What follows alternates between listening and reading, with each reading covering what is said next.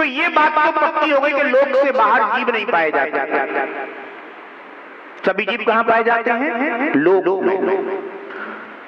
लोक में भी सभी जीव ऊर्ध्वलोक, मध्यलोक और अधोलोक इनमें पाए जाते हैं। जो जीव जैसे कर्म करता है उस कर्म के अनुसार इस जीव को ऊर्ध्वलोक, मध्यलोक, अधोलोक आदि में जन्म मरण करना होता है। लोकाकाश के एक एक प्रदेश पर आचार्य भगवंत कहते हैं इस जीव ने अनंतों बार, एक दो बार भी नहीं, अनंतों बार जन्म मरण कर लिया है, पर इस जीव को कहीं भी सच्ची सुख शांति प्राप्त नहीं हुई।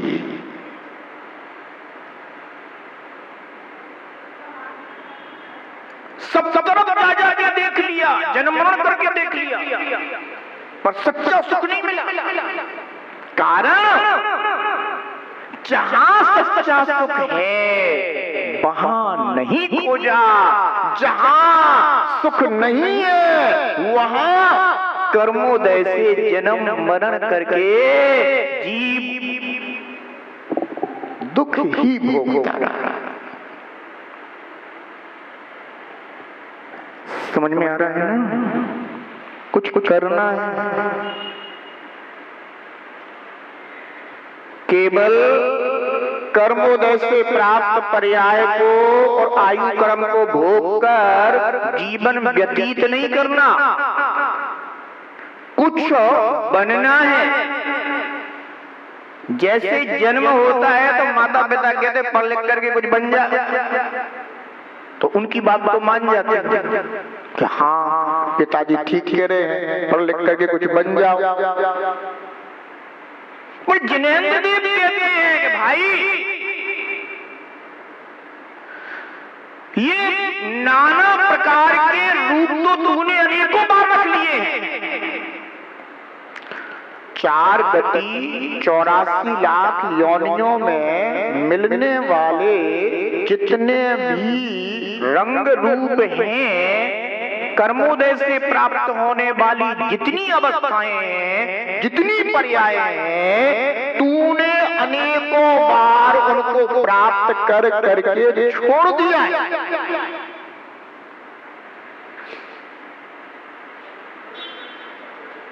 पर आज तक तू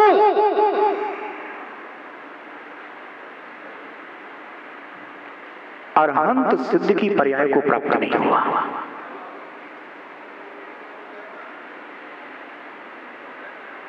परमात्मा पर्याय को प्राप्त नहीं हुआ। एक बार वह स्वरूप अगर मुझे मिल जाए तो फिर कभी भी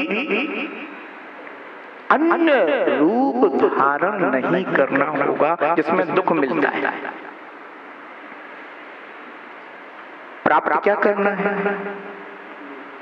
अब भावना तो करनी पड़ेगी, अब निर्णय तो करना पड़ेगा कि मुझे भी परमात्मा बनना है। अपने जीव द्रव्य का स्वरूप वर्णन चाहिए, निर्णय तो करना पड़ेगा। तो नहीं करेगा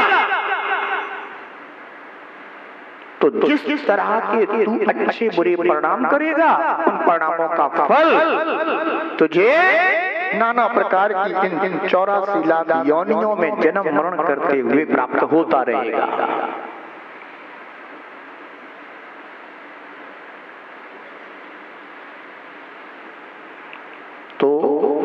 जैसे अपने बेटे को आप एक मार्ग सुझाते हो कि बेटा देखो तुम्हें इस तरह से अब स्कूल जाकर के पढ़ना है, फिर ये सब्जेक्ट चयन करना है क्योंकि तुम्हें ये बनना है, एक लक्ष्य निर्धारित कर तो ये तुमको बनना है, ये सब्जेक्ट चयन करना है।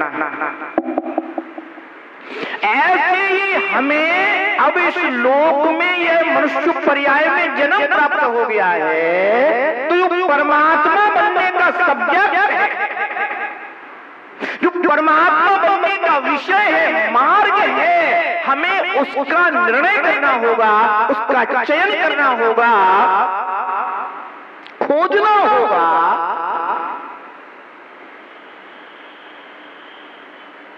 कि किस किस विधि से, किस मार्ग से, किस सब्जेक्ट से परमात्मा बना जाता है।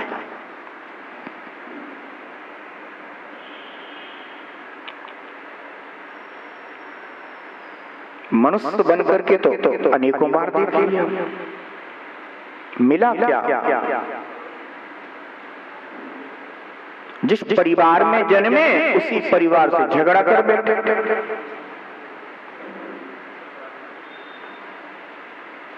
उन्हीं के साथ छल कपट कर बैठे। कभी किसी ने किसी को पीट दिया, कभी किसी ने गाली दे दी, कभी किसी ने धोखा दे दिया, कभी ये दुख ही दुख भोगते रहे।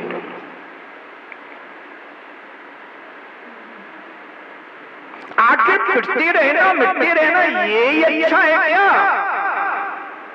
या उस अवस्था को प्राप्त करना जो अविनाशी अतीन्द्रिय सुख प्रदान करने वाली है, जहाँ कभी कोई किसी को दुख देता नहीं, पीड़ा देता नहीं, कष्ट पहुंचाता नहीं, अपितु अपने स्वरूप में मग्न होकर प्रति समय आत्मा के अनंत सुख का अनुभव करता है। इस संसार में, इस लोक में जितने भी संयोग हैं दुखदायी,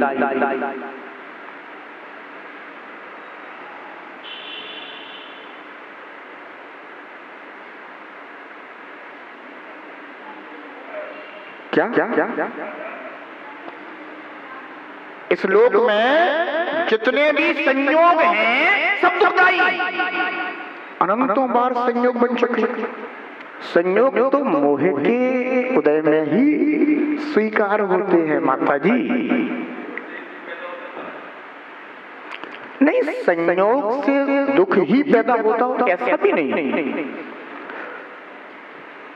मोह के कारण जीव संयोगों को स्वीकार करता है,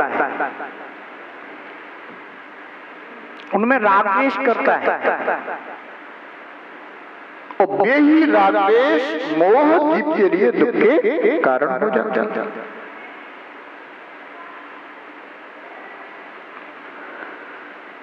तो इस लोक में ऊर्ध्वलोक, मध्यलोक और अधोलोक, यह जो रचना है इसमें एक चार गति के जो जीव हैं ना, ये जन्म मरण प्राप्त कर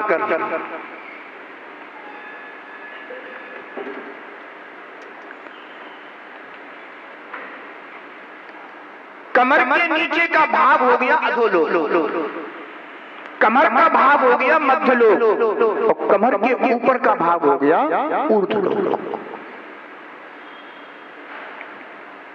जीव ने शुभ कर्म किए, कषाय मंद की, तो जीव वैमानिक आदि देवों की पर्याय को प्राप्त हो, ऊर्ध्वलोक में पैदा होता है। तीव्र कषाय रहे, तीव्र आसक्ति के परिणाम रहे,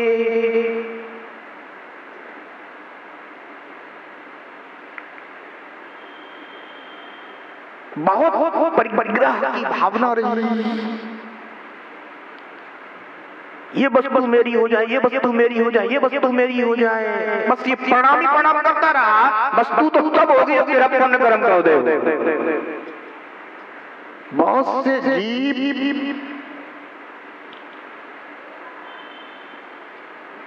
केवल इच्छाएं करते रहते हैं, ऐसा मिल जाए, ऐसा हो जाए, ऐसा प्राप्त हो जाए, ऐसा प्राप्त करूंगा, ऐसी इन सबको मैं अपना बना लूंगा, है ना, मैं इतना धन संपन्न, इतना धन वैभव वाला होऊंगा, होऊंगा होऊंगा होऊंगा। अरे होऊंगा से थोड़ा ना हो जाएगा। अरे तुझे पुण्य का उदय होगा तो उनका संयोग बनेगा। चक्रवर्ती भरत ने सोचा थोड़ी ना था कि मैं 6 घंटे गणपति होऊंगा, सोचा था जब जन्म हुआ तो उसके उनके पिताजी ने पढ़ाया था, कहते कि बेटा तू 6 घंटे गणपति हो जाएगा। अरे उसका पुण्य था, तो पुण्य कर्म के उदय में आयुष काला में चक्रवर्ती उत्पन्न हो गया, घोषित हो गया 6 घंटे गणपति चक्रवर्ती है।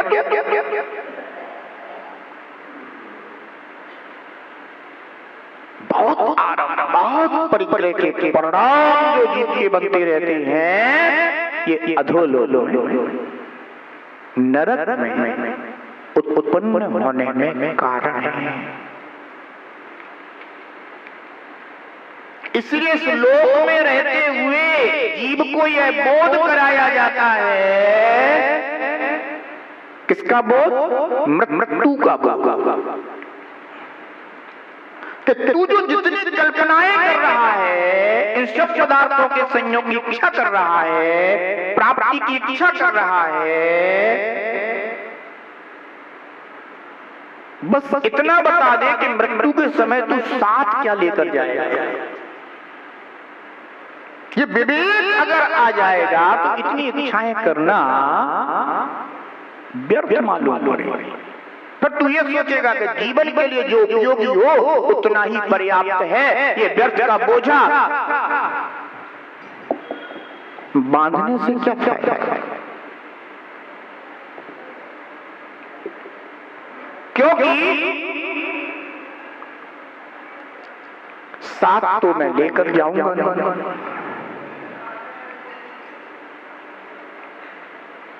तो जीव के अंदर क्या हो जाता है? आसक्ति छूट जाती है। अब मान लो किसी जीव के पुण्य का उदय है तो संयोग तो सारे बनेंगे, ऐसा भी नहीं कि नहीं बनेंगे। अगर उसके पुण्य के उदय से 10 मकान अगर उसके साथ संयोग को हैं तो मिलेंगे, 10 व्यापार धंधे हैं तो बनेंगे। पर वो कैसा होगा? वो आसक्ति रहेगा। एक आसक्ति से उन पदार्थों को चाहता है और एक मात्र उन्हें पुण्य के उदय में महज संयोग समझता है। तो जीव इस लोक में योनियों में भ्रमण क्यों कर रहा है? अपनी ही अज्ञानता के कारण। अज्ञानता तो क्या है कि कभी सोचा ही नहीं कि मुझ द्रव्य जीव द्रव्य का परिणमन किस रूप होना चाहिए। आज आपके पास कोई भी वस्तु होगी, आप यही चाहेंगे कि हमारी इस वस्तु का उत्कृष्ट से उत्कृष्ट, श्रेष्ठ से श्रेष्ठ, बढ़िया से बढ़िया परिणाम होना चाहिए। क्या आप चाहेंगे कि हमारी वस्तु बुरी हो जाए, खराब हो जाए? है? अरे ना कुछ आप बाजार से लौकी खरीद के लाते हो तो उसका भी सोचते हो कि अच्छी स्वादिष्ट सब्जी बननी चाहिए। क्या ये सोचते हो कि हमारी लौकी जल जाए, भुन जाए, खराब हो जाए? सोचते हो क्या? उत्कृष्ट चाहते हो ना, श्रेष्ठ चाहते हो ना, सब तारीफ करें, बहुत बढ़िया। अब विचार करो, ना कुछ लौकी का इतना उत्कृष्ट परिणाम चाहते हो और अपने आत्मा का कोई निर्णय क्या? कोई सोचा, कोई विचार किया? 10, 20, 50 रुपए की वस्तु को इतना अच्छा परिणाम चाहते हो और भगवान आत्मा स्वरूप निज आत्मा का क्या परिणाम हो रहा है? इस मनुष्य पर्याय के बाद अब इसका कैसा परिणाम चाहते हो?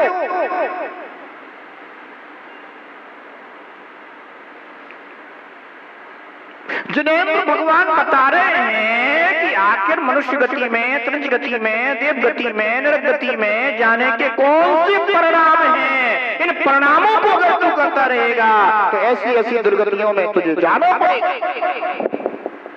तो कम से कम इतना तो विवेक रख रखो।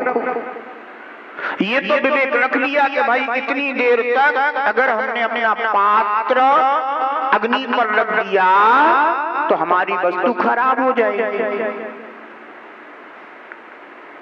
ये विवेक तो कर लिया, पर ये विवेक नहीं किया कि अगर हमने इतनी देर तक ऐसे ऐसे परिणाम कर लिए तो मेरी आत्मा रूपी वस्तु का क्या होगा, कौन सी दुर्गति में चला जाएगा। इसका विचार विवेक क्यों नहीं करते।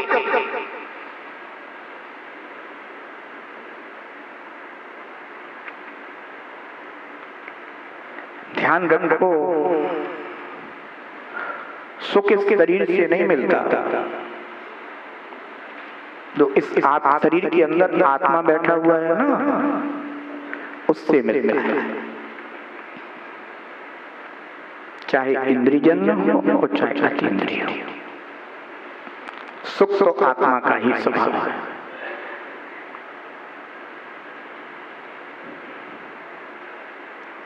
बंधु, आज थोड़ी सी ये मनुष्य की पर्याय मिल गई है ना, तो इतराते हैं अपन, पर कभी तुच्छहीन पर्यायी जीव को देखना, कभी सड़ा गला स्वान रास्ते से गुजर रहा हो तब उसको देखना,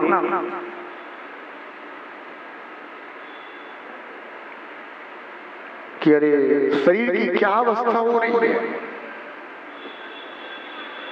ये उन्हीं कर्मों का फल है जिनको अपन ने बिना विचारे बांध लिया था। क्योंकि संसार में जीव अनादि से करता क्या आ रहा है, कर्मों को कर रहा है, कर्मों के फल भोग रहा है। तो जैनों कहते हैं कि कोई कर्म भी तुझे करना पड़ रहा है। देखो, संसारी जीव को कर्म करना तो उसकी मजबूरी है। कोई भी जीव हो, चाहे अध्यात्म मार्ग पे चलने, परमात्मा मार्ग पे चलने वाला हो, चाहे संसार के मार्ग पे चलने वाला हो, कर्म तो सबको करना पड़ रहा है। पर इतना ही है, जैनों कहते हैं कि कम से कम ऐसे तो कर्म कर जिससे तुझे धर्म करने की योग्यता प्राप्त हो सके। लोक में कहीं ऐसे स्थान पर मत जन्म ले लेना कि जहां तुझे धर्म नसीब ही ना हो, जिन्हें नदियों की वाणी नसीब ही ना हो। कहीं ऐसे पर्याय में जन्म मत ले लेना कि तुझे जिनेंद्रियों की वाणी सुनने ही को न मिले।